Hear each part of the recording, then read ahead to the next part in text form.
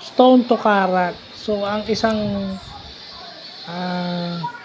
isang bato pala ay merong 31,750 na karat o karat gold. Yan, nasabi ko kanina, karat is a measurement of gold. So sa isang bato, meron siyang 31,750 na karat. So yan, kinonvert. No? So yung 120 stones, example natin, meron siyang 3,810,000 na karat. At yung 185 karat, meron siyang 0.00582 stones.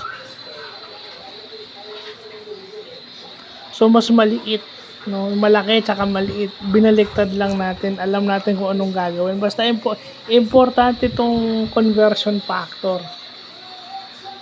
Di ba? Kasi sa mga industries natin, importante ang weights and measure. So hindi pwedeng meron nga tayong software tapos yung conversion factor hindi natin alam.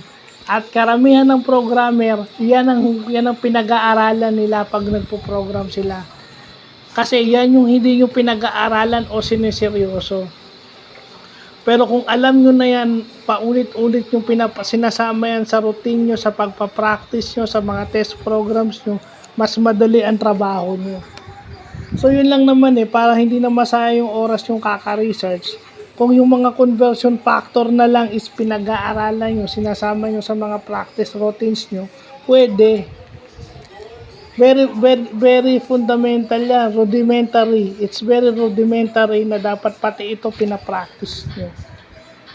Kasi hindi nyo na dapat sayangin ang oras nyo sa mga bagay na to kasi ito dapat yung tumatakbo na in second nature sa atin. Diba? Hindi yung puro kayo technical sa mga code and then dito sa bagay na to, dito lang kayo masisira. Diba? So pangit naman yun kasi yun by practicality yung ginagamit ng lahat ng tao yun kahit hindi programmer. So dapat dun pa lang yung bagay na yun. Kaya alam nyo na agad. Alam na natin agad. So yun lang po.